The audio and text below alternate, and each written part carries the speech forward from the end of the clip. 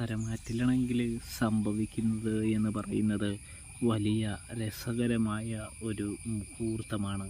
നമ്മളെല്ലാവരും വിചാരിക്കുന്നത് എന്താണ്, നമ്മുടെ നന്ദു വന്ന് വിവാഹ നിശ്ചയം മുടക്കുമെന്നൊക്കെയല്ലേ.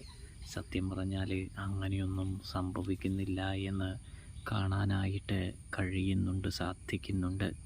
അതായത് അത് നമ്മുടെ അനി ഒരു സ്വപ്നം കാണുന്നതാണ് എന്ന് കാണാൻ സാധിക്കുന്നുണ്ട്.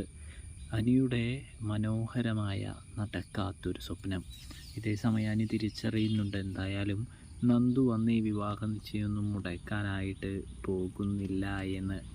അതുകൊണ്ട് തന്നെ താൻ മുന്നിട്ടിറങ്ങിയേ മതിയാവൂ എന്ന് തിരിച്ചറിയുന്ന നമ്മുടെ അനിയാണെങ്കിൽ വിവാഹ നിശ്ചയമെന്ന ചിന്താഗതിയെ പൊളിച്ചെടുക്കാനായിട്ട്, ഇല്ലാതാക്കാനായിട്ട് സ്വയം നേരിട്ടിറങ്ങുന്നത് കാണാനായിട്ട്